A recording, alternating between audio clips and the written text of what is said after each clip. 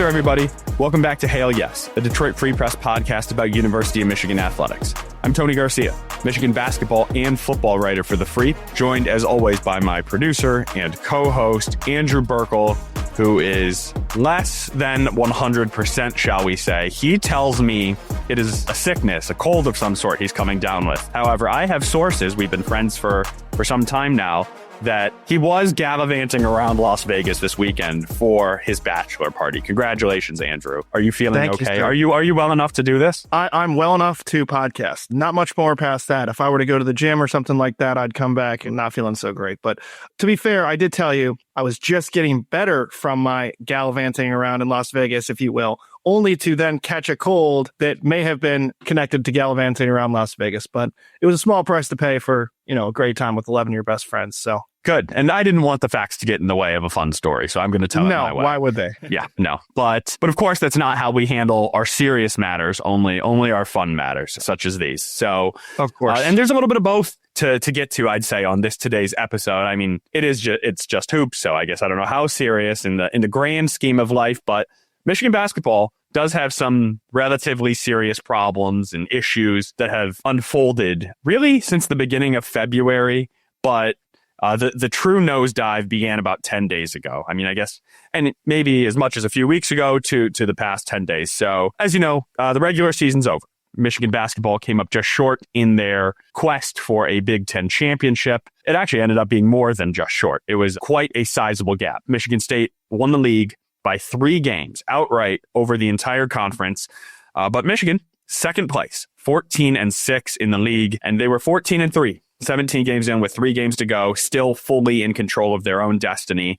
But of course, we know how it ended. A lopsided loss to Illinois. We have talked since then, but we have not spoken since they fell to Maryland by 6 in the home finale. And then, of course, losing double-digit fashion up in East Lansing to wrap up the regular season. So, Andrew, they're about to enter a second season, right? They're about to enter the postseason. So the air quotes good news is the first part doesn't matter. I mean, it does in the sense that is the foundation you've built. That is the seeding you will have. That has generated your path. But this is a complete reset for everybody in college basketball. And the teams that are playing well say that they're going to take that momentum in, right? And then the teams like Michigan say, all right, time to reset, like time to get our vibes back. And that's really, really what Michigan needs to do right now. Yeah, it's kind of funny. I kind of picture it like a basketball game. I mean, if you ever played basketball before, you know what it's like when the other teams go on a run. You can't really explain why they're getting all the rebounds now. They're hitting all the threes, but you can feel it. And that's kind of what's going on for Michigan right now is they're in the middle of the other team going on a run. They're not hitting their shots. They're not getting all the loose balls. Things aren't going their way. But the cool thing about basketball is you can almost Jedi mind trick yourself into flipping that momentum. You turn on a basketball game and one team's down 2 points, but they just blew a 10-point lead. If you just turn the game on, you might not even notice. That's what Michigan has to do. They have to trick themselves or reverse psychology themselves into saying, okay, fresh start. We got a new game here. 0-0 right now. And they've got themselves in a good enough position here. Probably wouldn't be ideal to leave on Friday in the Big Ten tournament. You'd like to at least get one more win.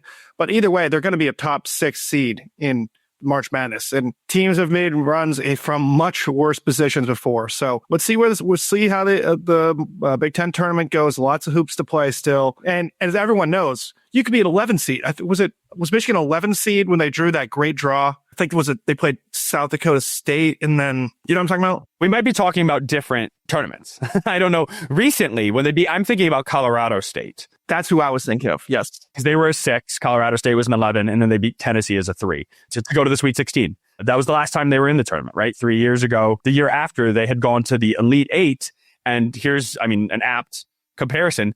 The team they lost to in the Elite 8 to go to the Final Four by 2 points was 11 seed UCLA that was in the play-in game, right? So clearly they didn't have the season they'd hoped, and they caught lightning in a bottle. So, we've all watched March Madness. Everybody knows. The great teams can go on a run, and the Cinderellas that are just happy to get in can go on a run. NC State last year had to win the conference tournament and then needed to survive Oakland in overtime in the second round, and they get to a Final Four. But I think what you said is prescient and accurate in the sense that they have to, at this point, it is, I don't know if tricking themselves is the perfect phrase for it, but something along those lines, because I don't want to say trick themselves, because that would imply that they need to convince themselves they are something that they haven't been. They just need to get their mojo back, right? Like, I mean, they have proven they can play as a top 10, 15 team in this country for extended periods of time. They beat Wisconsin. They beat UCLA on the road. They didn't beat Arkansas or Oklahoma, but they were up double figures in those games. They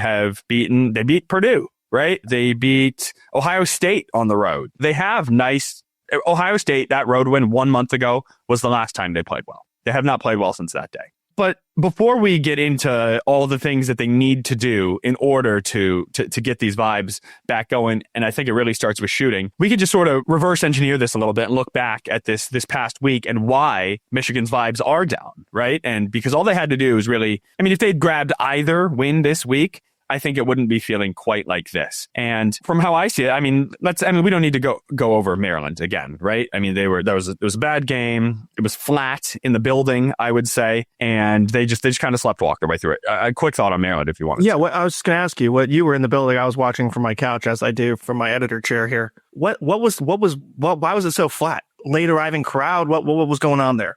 And I'm asking you another question too when we get to the Michigan State game, because I feel like I failed my producer duties so far. So answer this one, then I got another one for you. Okay, very good. So the answer to the first one, I don't see a valid reason why the Crisler Center atmosphere was what it was. We know that no, it is not Mackey. It is not Bloomington. It's not East Lansing. This is not a traditional basketball powerhouse fan base type situation. However, Michigan was still in contention to play for a Big Ten championship in the final week of the year. And I sent out a picture on X, Twitter, what have you, just before the game saying, hey, there's seats in the lower bowl for $5 available. I'd say it's maybe about 3/4 full. It was about 75, 80% full. And you have a Big Ten title on the line. Now, people were upset with me for just pointing this out. And what I said is, I feel this team deserves better. I mean, I don't know how that's a bad take. I just don't understand that. Because, I mean, last year, sure,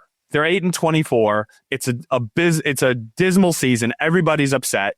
You just can't wait for it to end. I would get if people aren't showing up to that, and they didn't last year. But for the biggest game of the year, still to that date, because you are still controlling the Big Ten championship, and that's what Michigan was chasing this whole regular season. The fact that there was, I was told, oh, it's spring break, so the students are there. Oh, it's a 6:30 tip on a Wednesday. So, I mean, the students are 10% of the crowd, and 6:30. I get that's pushing it, but you could still easily get there by 7. Nobody has a problem for a 7 o'clock tip. So I thought, and Dusty has a political game that he has to play, right? So he has to thank the fans after the game for helping provide the spark and for the energy they brought this year. And until the final week, Michigan they hadn't lost at home until the final couple weeks, I guess I should say. They were like 12-0 to start at Crisler. So there was some good mojo and juice in the building. But I was completely disappointed by the fan base and their show of support. I think that played a role in this thing starting to slide. Yeah, I am a believer that you can only ask the fans to match the performance on the court, right? And you have some fans who, and I kind of tend to disagree with it. You and I grew up, we were fans first going to all these games and stuff. So I feel like I have a fan mindset from coming up, and I've never really bought into, fans need to show up for that Michigan team last year. Like, I'm sorry, if you've got something you'd rather do and the team is 8-23 and it's the final game of the year, like, go do it, man. Like, I'm not going to tell you got to go to that game. But when a team is fighting for a Big Ten title, they deserve the fans to meet them at that level. And it feels like that it didn't happen for whatever reason. And, it's happened up the road at Michigan State at times before too, or like Michigan State's playing Rutgers to try to go to bowl eligibility, which would have felt like a big deal for that team. And they completely no show. So it's not a singular problem. Fans get asked a lot of in this game, so it's not to sit here and point fingers, but then it's like, you can't really complain and say like, why? It's hard to bash your team when you're not in the building supporting them when they need you most. And they were 14-4 in the league, right? I don't want to compare this to 5-6 Michigan State football against Rutgers. They're playing Maryland, who is a top 15 team. This is a top 15 matchup in the country. On paper, one of the best games nationally, anywhere.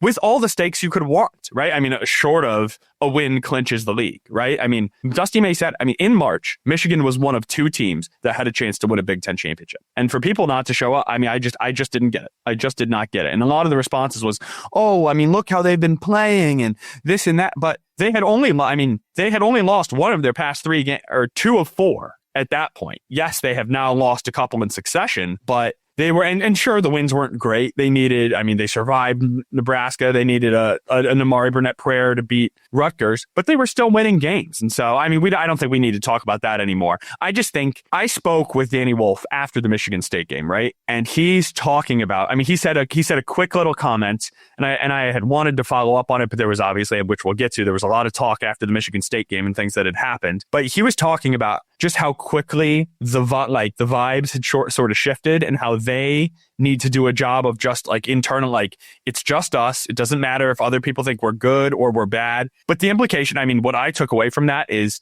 as much as they're trying not to read it, see it, think about it, this team has felt the fan base's emotion with them as well, right? And if they're not playing well and then they feel, I am not blaming the fans at all for them not playing well. I want to make sure that's clear. It's not helping that there's not a lot of juice behind them. And again, what I equate it to, Michigan football was 5-5 this past year.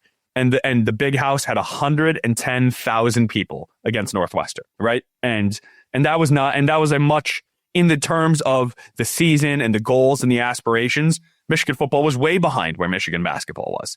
And yet it's still the same. And of course, that's going to be the nature of the school and the fan base. And of course, this is a football school. I just would like to see, when basketball is competing for a championship, that it can turn into a basketball school. And I'm not saying it can't. I'm not saying it's not at times. I was just surprised that it didn't have more juice. Definitely. Yeah. So my second question, and as a producer, my producer brain is ticking. Oh no, we're down. My clock says 13 minutes, but I'm sure we're a little less with the edited time off the front. We're 13 minutes in, and we haven't talked about what's being called the shove. It's kind of being dubbed that silly term, but obviously Tre Holloman shoved the 2 freshmen at the Spartan logo as the clock was winding down, and it's Michigan State, and everything got blown up from there. You were watching, you were in the building. What was your takeaway? How big of a deal was this, and does it mean anything going forward? I don't know. Based on the reaction right now, it feels like I don't think it should mean something. I think both coaches are yeah, this is a rivalry. Things happen. Izzo said it afterwards. He's I don't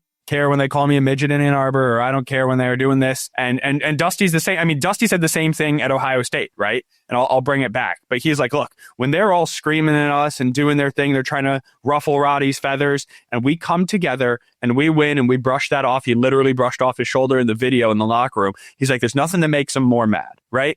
And so these both sides, everybody's in tune to these rivalries, right? And fortunately, it did not, and I'm not going to go as far as one of my colleagues did and credit Dusty May for preventing a melee, but I will say I think everybody on both sides should be very thankful that it was nothing more, right? I'm not saying that anyone involved would have been the worst human, but there's enough tense vibes around this rivalry and enough headbutting, or even over nothing, that there didn't need to be something. Now, if you're asking for my take on the situation, I'll do it. I'll try to do it in less than 60 seconds. Dusty May knows a lot about college basketball. Dusty May listens to podcasts. He reads books. He talks to people. He's coached in this state. He's coached in this league. It is not his job to know Michigan State's traditions. So I will still take him at face value because I trust Dusty May. And I think he's a very good dude and a very good coach. And so I want to believe what he says. Whereas other coaches and other people have given me reason to not take them at face value, I would say, where they are just consistently walking the company line, right? That's not what Dusty May's always done. Dusty is he's happy more often than not to acknowledge his team's shortcomings. That's one of the things that brought me a lot of hope throughout this year, right? Where in previous regimes and past, we asked about flaws the last couple years about, hey, what's going on? What's this? What's that? And the previous coach said, this bleep works, right? This expletive works. No willingness to say yeah, we might need to tweak this or that or whatever. That's not what Dusty's done. He's look, he's like, we have mistakes and flaws. We need to camouflage those and do those sorts of things, right? And so Dusty he is introspective and he's willing to look in. I don't know if it was the just the nature of the moment and his just being upset about losing a big game and the season feeling like it's slipping. I don't know if it was trying to, for lack of a better term, be cute, or if he was just gonna like not throw his players under the bus. Like his players wanted to make a stand and he wasn't going to be like, yeah, right. So however he walked around it, I just felt Dusty didn't handle it the best. It's pretty clear what Michigan State was trying to do. Doesn't mean you have to love it, but it's been going on for many decades, and a lot of teams have just kind of had to put up with it, right? And so I don't know. I don't know that there's a great answer or reaction. There have been problems in the past, right? I mean, with Ohio State, with Chris Holtman, but then afterwards, he's like, look, I got to be better in losing, right? I need to be a more gracious loser. And I'm not saying Michigan in general is not gracious in losing. It didn't feel like the vibe of this team to do something. When there's videos showing that Jaden Akins appeared, and I will say appeared because I wasn't on the court, I didn't hear him, but when you see a hands waving motion and you know what they're trying to go for, it's just hard to continue to see the other side, Michigan's side of it, this side, the lens we are looking through. I don't know what the rationale was. I tried to talk to Fat and LJ after the game. I was declined by Michigan's SID. And so I wanted to ask everybody, what were you thinking? What did you know? What didn't you know? And we just haven't gotten a chance to get the answers from them directly, other than Dusty, who talked about it after the game, then talked about it Monday, then talked about it on Pardon My Take, right? I mean, this thing's been going viral. So it's not the tunnel. There's not there's not going to be charges filed or anything like that. But here we are again, talking about something other than the game. My takeaway is that from a PR perspective, my fiance is in PR, so I kind of think like that sometimes. It's like, it seemed like he tried to toe two lines. He wanted to say, F those guys. Why should we sit there and watch them do their celebration? But he also wanted to say, they earned the right to rub our faces in it. And then he wanted to say he didn't know the rule, but then he also said not the rule, I shouldn't say rule. He didn't know the tradition. But he also wanted to say that, oh, well, I don't know it, but, they earn their rights to rub our face in it. But it felt like he was kind of towing three different lines. He talked to the ref. He heard from the ref, but then he didn't know about it. It's just like, it felt like a PR mishap more than anything to me, whereas like the SID or whoever, I don't personally know whoever their SID is, or their PR person should have been like, hey, Dusty, you're going to be asked about this. Just, this is what you say, and it'll be a no story. If you remember the first Michigan State football game after the tunnel fight, no one was even talking about that. By then, everyone had already moved on to the sign stealing saga, right? So these things don't live as long as we think they do in the moment. And if he would have just kind of thrown a little bit more of cold water on it and just, hey, we're done with this, hey, next time we'll be winning and we don't have to worry about it. It just felt like he kind of said all those things instead of just saying, one. Yeah. Yep. I agree. I do agree. And I hold Dusty May in very high regard, very high esteem, which is why I was surprised. I mean, I will say, I would not have been surprised if other coaches had acted this way. I would not. I would think that's more fitting with sort of the line or the tone that has been kept. But that's not so. But Dusty doing it just surprised me. And one more quickly, he did try. I mean, and it takes away because all the Michigan State fan base, I mean, they're gonna complain up one side and down the other, and it will be endless, right? What they don't see or hear or don't want to see or hear is, I mean, just the effusive praise that Dusty May and this staff have talked about Michigan State with all season. I mean, we were talking with Kyle Church on Thursday, and he was the assistant coach and the general manager of the program, and he was just praising them. I mean, he called their 6-game win streak one of the best he had seen in college basketball. Right? I mean, just acknowledging like Michigan had to go through a gauntlet too, and came up short. They failed that mission, right? And so they were giving kudos and respect to Michigan State for what they were able to do. And so they do respect, they respect what Tom Izzo's done. They respect, Dusty May, the reason he chases a Big Ten championship in the regular season is because he knows how much it means. And nobody understands that like his predecessor or like his mentor, Bob Knight, or like Tom Izzo, who both have 11 Big Ten titles, right? And so he has respect for the program, the building, the consistency, all of that. It just did not come across that way after the game. Or it came across that way like he did, but this, but that, and just they were trying to say a lot of things at the same time. I don't think it's the end of the world. I wouldn't have minded if they had I mean, even if they had just pick a lane, pick either lane. Either you respect it or you're not doing that on us, or you're going to have to walk through us to do it, right? Either one you could disagree with, but would be fine. It's the playing it both ways that I think maybe is just the inconsistent part. Yep, for sure. All right, let's talk about the game real quick, huh? I mean, in a not so entertaining fashion, Michigan went down big, fought back.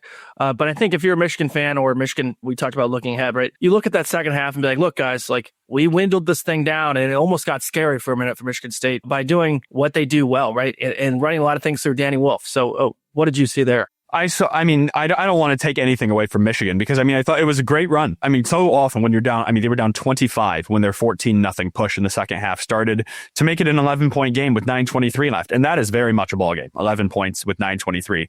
But they used so much effort to get back there, right? That it was just, they were going to have to be nothing but flawless for the rest of the game. And part of it was, Michigan State turned the ball over twice in the first half and 11 times in the second half. And I think 3 or 4 of them were steals, which means 7 or 8 times they simply threw the ball away. But that's what you need. You need the other team to start fueling you, right? And that gave Michigan a little bit of confidence, but also it coincided when Dusty May pulled Trey Donaldson off the court and put LJ Kaysen in and just got a little bit of a spark. LJ is probably the best individual player on this team at working off the bounce and creating a shot and just getting into the lane. And that's what they were trying to do. They were trying to get into the paint other than just a dump to Vlad. So the defense would have to collapse so they can kick, so they can drop it off for a dunk, what have you. And then it was working, but it's too little too late, right? You can't, Dusty said it on a podcast this morning. He said they came out, Michigan State came out listening to the podcast on 2x and we were at 0.5 speed, right? And so it was just different games being played. So it looked like in the first half. And that's how Michigan State got up. It was 50-26 with 30 seconds left in the first half. You are deflated. You are out of it. And then Michigan wasn't hitting enough shots, which 3 for 24 in East Lansing. You don't need to look at anything else. You are not going to win a game if you make 3 of 24 threes, or if you turn it over 14 times, or if you lose the rebounding margin by 9, or if you allow 10 more shots, or, and it wasn't ors, it was and, right? All these things happened. And so it was just no contest. It was simply no contest. Yeah, I love that. For if you're trying to describe a basketball blowout, it wasn't or, it was and. Pretty much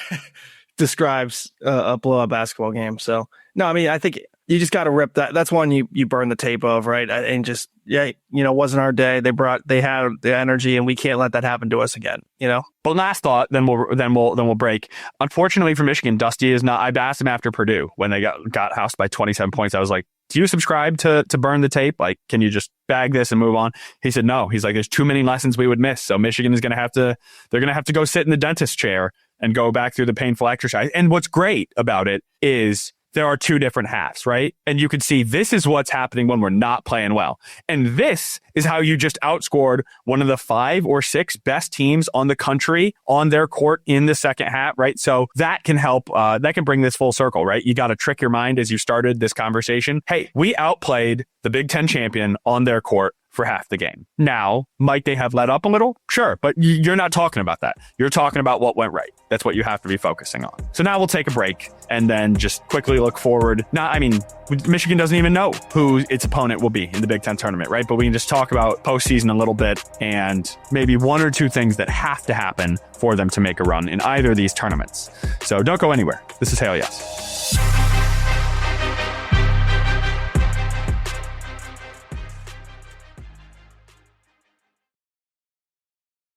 Welcome back. All right, Andrew.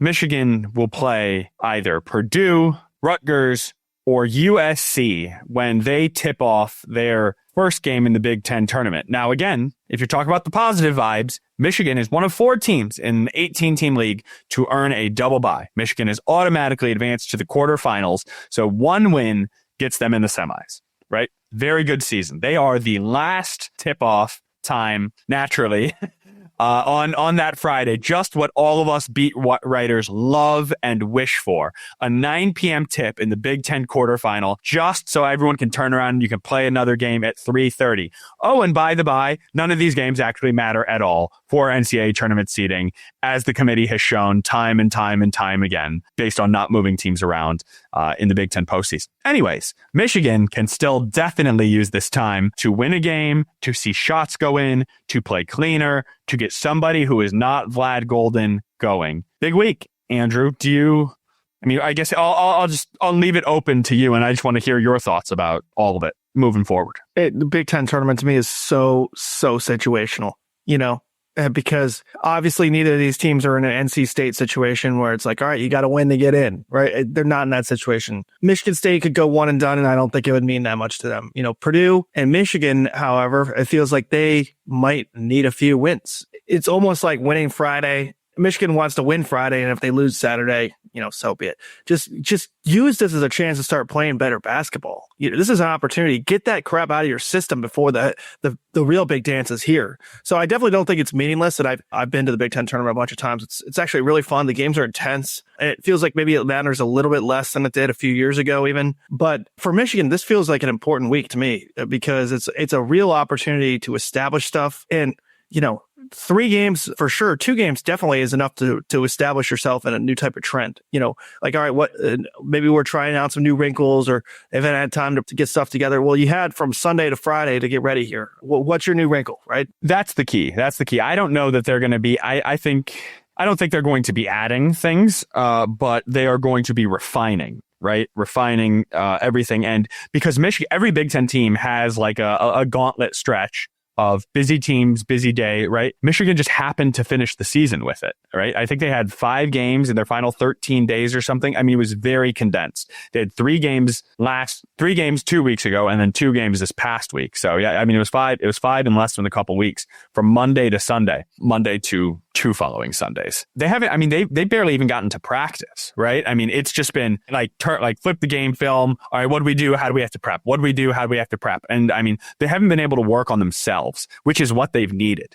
And so I think this could be a very, very beneficial 72 hours just to start working on their own things, especially because they can't. I mean, they are first and foremost preparing for Purdue. But they're also looking at the things they did not do well against Rutgers and USC, should those be the teams to advance, right? And so because you can't prep for the opponent, because it could be any of 3 options, I should say we are recording this at 2 p.m. on Wednesday. So USC will play this evening. Perhaps they could have been bounced should this be released Thursday morning. So apologies, but the Big Ten tournament has not kicked off as we're talking right now. So now they can just start working on themselves, right? And also, Reuben Jones lost 11 pounds when he was sick for a week. Sam Walters has missed 7 games in a row, and some freshmen have just hit freshman walls. I'm going to try to get to it later this week, maybe tomorrow. I'd say Dusty May's biggest regret this season, at least just what he taking it from his words, is the handling of LJ Kaysen and Trey Donaldson. He admitted Michigan was chasing a Big Ten title. And they were in close game after close game after close game. And so there were some times where Trey just played 20 minutes in the second half, right? And that they were so hell-bent on finding a way to win this game, it was 2 eyes on now instead of 1 eye now, 1 eye on the future. And they knew that at the time. They were perfectly aware of that at the time. And they said it, you have to try to make a decision. And they went for it. They went for it. And now it's when it really feels like it really burns you, right? When you come up a little short in that ultimate goal, and there's again, and LJ Kaysen did not get those minutes, those reps, and now you're seeing him get real, true extended run, but it's against MSU on the road. It's against Maryland when you're fighting for a Big Ten title. It's not Rutgers in the rack, right? Where it's the stakes aren't quite as high. And so Michigan just needs to get its rotation back in order, right? I'm not expecting Sam Walters this weekend. I don't know. I have not been told anything. I think it's more likely than not, unless Michigan advances, and there is incremental progress on his end that he plays again this year. It just it's trending the opposite direction. And so they got to find the rotations that's working. They had to slide Reuben out of the starting lineup when he was sick and put Roddy back in and then flip that back. And now they're working LJ in and taking Trey out. And I'm going to get to Trey a little more in a minute, because I think he is, if there's one key player in my mind, it's him. Yeah. It's not that Sam Walters is like the best player, most important player, but it's like, it was almost the straw that broke the camel's back from a depth perspective to a certain degree. It feels like, where it's just like you were playing, basically 7 or 8 guys, and then he goes down. It's just, you're so much thinner, and just everyone's slightly more asked to do a little bit more. And I don't know. It feels like that was an important moment for this team. Kaysen, I'm impressed with him. I mean, the last few weeks, he doesn't look, he comes in, he has a few out of control plays here and there, but athletically, he's ready to play right now. And I can see where Dusty would say, like, hey man, maybe I should have gotten him. And maybe it wasn't even in the Big Ten that he regrets that. Maybe it was like, against Arkansas and against, Oklahoma, some of those games where it's like, just, he should have or could have found some more moments for him throughout the year. So he was just slightly more ready. But I look at him as he's going to have to be an important depth piece for Michigan in these last few weeks here. It feels like a long time ago, but LJ Kaysen scored in double figures in 3 of the first 4 games this year. 14 in the season opener against Cleveland State, 10 against Wake Forest. Now, he was scoreless against TCU, but he only played 5 minutes that game. And then the next game against Miami, Ohio, he scored 11. He hit 2 threes in the first game. He went 0 for 5 against Wake Forest, but then 1 for 2 against Miami, Ohio. I mean, since the beginning of the season, and I can't quite remember the exhibition. I apologize. I wasn't at the Oakland one. Was it Toledo? Sorry. They're running together. There was an exhibition before Cleveland State. I want to say he scored 20. Might have been Youngstown State. Forgive me. And I apologize to your fiance and her alma mater, if that was who it was. But it was someone. And he went off both before the year. And so the flashes have been there, but he was under recruited at Florida Atlantic, right? So then he's really leveling up. Like, he didn't have a ton of offers even when he committed to FAU. But Dusty feels like he saw something. And so yeah, no, they need Kaysen to get going for sure. I mean, his last few games, he's played 10 or more minutes, 5 games in a row. In 1, 2, 3, 4, 5, 6, 7, in 7 of the 8 games prior, he hadn't even played 5 minutes or 8 minutes, right? So they are making a concerted effort to play him. That's calculated, right? And they need him. They need his legs. Yeah, but here's the issue, Andrew. 1 of 7, 2 of 6, 2 of 6, 1 of 4, 1 of 4. He's not bringing anything, right? I mean, he also is shooting 25-30%, so it's not bringing enough. But but he has the punch. You know that punch is in his glove, right? And because he can land it, you got to try to give him a couple chances to land it. But I think I'm going to bring this back to Tre Donaldson now, if I may, just because the reason they need to get LJ Kaysen going is because Tre Donaldson is not. So in Tre's first 24 games this year, 20 times he scored in double figures, 20 of 24 games, and 16 of those games, he scored at least a dozen points. So 2/3 of the time he scored in 12 or more, and 83% of the time he scored in at least 10. In his past 7 games, Tre Donaldson is averaging 6.8 points per game. He was shooting 42% from long range, just from 3 in the first 24 games. He is 33% from the field in the last month. He is 6 of 26, 23% from long range. So if a 42% shooter has now become a 23% shooter, and the playmaking has also left a bit to be desired as well. During his 7-game slump, Donaldson has 22 assists. That is 3.1 per game against 15 turnovers. That's 2.1 a game. So 1.5 to 1 assist turnover ratio, and you want it to be at least 2 to 1. And if you even go back 10 games, he has 30 assists. So 3 assists per game for 10 games, and yet he has 23 turnovers. 7 more assists than turnovers in 10 games while shooting 23% from long range. And he was part of the big 3. That's when they were going. It was Vlad, it was Danny, it was Tre. And I wrote, I believe after the Rutgers game, maybe Indiana, I apologize again, that Michigan had found its big 3, right? I mean, I think it was Indiana. I think they all scored 18 or more. It was like 18, 20. And so that was 56 of the 70 points in a win, right? Not in a loss. And then you look up the road in East Lansing, Danny and Vlad combined for 47 of Michigan's 62, right? So you're only getting 15 from the rest of the group, and there's just no way. There's no way you can consistently win like that.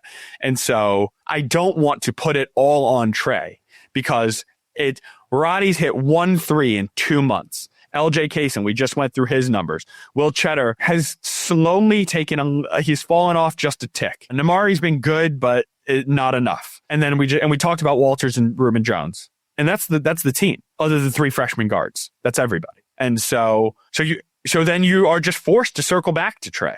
Right? Because we've belabored the Roddy Gale thing. And Roddy Gale is it seems more that Roddy Gale this season is what it is. But Tre had a wonderful start to the year and has just fallen off. So I think it could be as simple as Tre being Tre. Michigan could make a run. If somehow, some way he flips that switch. Is that too simple? To put it on Tre? Maybe a little. And not to put it on Tre, not like it's his responsibility, but we just know how good he can be. Yeah, and I think some of it is the rhythm which Michigan was playing with before that they're just simply not playing with. And a lot of that has to do with the 3-man game you were talking about between Wolf, Golden, and Donaldson. I think maybe Tre, I always saw him as a little underqualified to be the lead guard of a top 10 to 15 team. I think he's like a really overqualified number 2 guard and maybe a slightly underqualified number 1 guard. Danny Wolf, when he was playing point guard, that you maybe don't need a true number 1 point guard. I think that asking him to get back to closer to where he was, maybe he's not going to be hitting 40% of threes, and 33 would do wonders. Yeah, I mean maybe 35. Just be 2 of 6. Exactly. Because I maybe like you said, maybe Roddy Gale's shooting last year was more of the anomaly, and maybe Donaldson was playing a little bit above where he's actually reliably capable of being. But asking him to be better than he has been lately is not just totally fair, but I think warranted. He has shot 50% or worse from the field for 11 straight games, and only one of them was exactly 50%. 10 games have been under, right? And it's just not consistent enough. You said that we've made the point of Roddy Gale, but come on. I mean, he can be better than he has been too. Like he's just not affecting winning either. That's where I would be a little upset with Roddy for sure. But I'm not asking Roddy to start banging down threes because he is lost right now. Exactly. I think you got to try it if you're open, but Tre needs to be more assertive. Tre needs to be more aggressive. Sometimes, I mean, I've said it on this podcast multiple times. I've used the phrase microwavy. He's just a little too microwavy. Like he would just go off for a half when he was playing well and then kind of fade, kind of disappear at other times. And he is their energy. He is their energizer bunny. Michigan goes as Tre. I mean, he's the heart. Like Will Cheddar is the de facto captain, but he's not a starter. Tre Donaldson is the guy who plays the most minutes, who gives this team juice, right? I mean, it feels like they need an MFer, right? Like what Tre Holloman does for Michigan State to just set the tone. And that is what Tre is when he's at his best. I've talked about it on this podcast again. This is a 4-star safety from Florida. This dude has that dog in him. He is from Tallahassee, has played the highest level competition. He's a safety. Yes, he's a ball hawk, but this dude was a thumper. This dude could hit. Okay. And so he needs that mentality. He's got to tap back into that football Tre mentality. That's my opinion. Time will tell. If you look at their record when he's playing well versus not, I mean, Dusty May has said as much. Dusty May has said the exact phrase this week that like, we're going to go as far as Tre takes us, sort of. That was not the exact phrase, so I shouldn't have said exact, but that was the point. Here's the thing. Spinning it forward before we kind of wrap up here is you made this point before we were talking when we were offline. It's just like the season in a way is ending at the right time for Michigan because it's like if they need to see somebody else. They got to get out of that wacky rhythm they were in with, whatever was going on towards the end of the Big Ten slate was just not working for them. Well, now you get a new opportunity. You're going to a home base in Indianapolis where it's like you're locking down in a hotel for a few days. You know exactly what's ahead of you. And you have that built-in desperation, which it feels like this team might need at this time. Do you know what I mean? Where it's like, you can't fake desperation. No, you can't. The only issue, as I see it, in that vein, is that Michigan just played Rutgers and Purdue twice since the end of January, right? And so there's a good chance one of these teams that they've been slumping against, and now they were 3-1 against them, for the record, right? They beat Rutgers on the road, beat them at home, and beat Purdue at home. But in neither of those home games did they play. I guess they played pretty well against Purdue, but they were down 11 in the second half, so they didn't play perfectly. And Rutgers, they needed a buzzer beater 3, so they were certainly not playing well. And then the road Purdue game, forget it. So yes, they needed the Big Ten slate to end, but unfortunately, It's just another Big Ten slate.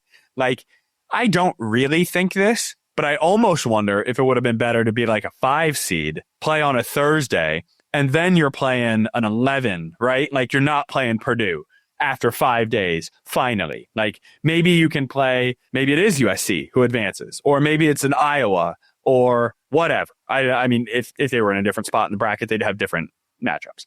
But it just a decent, I mean, and then Rutgers could be that team. If it's Rutgers who finds a way to advance, I'd like Michigan's chances. I think they got to beat Rutgers. And if they don't, whoa, that's real bad. To be fair, I would counter that a win changes their outlook more than a loss changes things, where it's like at some point they're going to have to find that magic, and whether they find it between now and March is what, next Thursday or Friday is really what matters, right? So it's scarier because you're blowing another opportunity to get things back on track, but it's not going to drastically change their seeding or anything like that, No, it won't. But which is why I think there's nothing wrong. I think we're kind of in lockstep. And this is how I've viewed the Big Ten tournament for a long time, because it's great and cool to win. But do you really want to play 3 games in 3 days, less than 72 hours before the actual most important basketball of the year plays?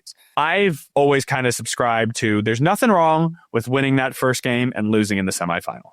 It's not fun. Nobody wants to lose a basketball game. And if you could be sure that nothing would happen or you would have more mojo going in, I'd say run the table. Go win the Big Ten title. I mean, of course, if you could just snap your fingers and win it, that's what you'd want. But there's a chance you lose that Big Ten title, right? And then you've played 3 games in 3 days, have nothing to show for it, and your legs are done. And then you got to have an off day Monday, a travel day Tuesday. You're trying to practice. Things really speed up the later you play into that weekend. And so maybe let's call it a win-win, right? I mean, I think that's, if we're really bringing this full circle and you're real keeping spin zone, it's a real spin zone, but work with me, right? Then either A, you get bounced, not good, but now we have the most time possible. Or we win a game, cool, got it rolling a little bit, bow out, all right, we just proved it again, we can win, now let's go. Or you win the thing, and then you really feel good about it, right? And so I am with you. It's totally circumstantial the way teams go into it. I think the worst of those options, because it's a clear spin zone, would be losing on Friday. That's obviously option C. But as soon as you get that first game, I would say it's a job well done in Indianapolis. Totally. Yep. So we'll see. I mean, this is the most, in my opinion, the most... I can't say it's more fun than a college football Saturday, NFL Sunday, when you got Thursday and Monday bookending it, but this is right up there with it as far as most fun times of the year. So I can't wait. I'm actually genuinely super excited. Oh, next week I do put above any, unless it's wild card weekend. That is the one that I think can hang with the first weekend of March Madness. But versus a regular, I'm a big football. I'm football first, but I'll take the first weekend of March any day over just week 4. Right? Yeah. This is, and also baseball guy first. Spring training's wrapping up, opening day. Once you're in the tournament, opening day is 10 to 14 days away. And the weather, dude. I got back from Vegas and it's sunny and it was 60. I took my dog for a long walk. I'm like, this is what it's about right here. I just want to go outside and shoot hoops in my driveway like when I was a kid or something, Yeah. Just go do the star drill and track it and then send it to Dusty Man and let him know how many of 25 you hit, because they like to track. They could probably use a shooter at this point too. So, well, we need to see what your numbers are. But what I will say, Roddy, when I talked to him on the phone, he's still hitting the problem in practice. They're still hitting 17 of 25 in practice. He's a 68% 3-point shooter when he's wide open with no pressure. It's a little different in the game. Pulling for him. I'm also money on the driving range. So yeah, right. It's a different sports. Once the bullets are flying. Yeah, been there. All right. Thanks for powering through, Andrew. Thanks to everybody for listening. I guess, let us know if you're down in the Indy area for the Big Ten tournament. I will be there. I will also have a columnist with me. We are still deciding who, and it's postseason hoops. Maybe I won't have a columnist. Am I getting the editor? You have a columnist, but it's already been decided. It'll be Mr. Drumroll, please, Sean Windsor. Sean Windsor. Okay. Very nice. Are you talking about Indy, right? I am talking about Indy. About Indy. Yeah, I was confusing the NCAA tournament run where we were unsure. Yes. Mr. Sean Windsor, the one and only, will, of course, be in Indianapolis with us. So tune in. Creep.com. Hail Yes, where you get your podcast. You know how to find us. Please rate, review, subscribe. If you've listened this far, either you're really good at hate listening or you find some level of enjoyment in it. So please just hit one of those buttons for us. That'd be awesome. So thanks to our editor-in-chief, Nicole Avery Nichols, our sports editor, Bill Bradley, and our audio engineer, Robin Chan. For Andrew, I'm Tony. Big couple weeks coming up for Michigan hoops. Nowhere we'd rather be. Let's get it. Thanks for listening. This is Hail Yes.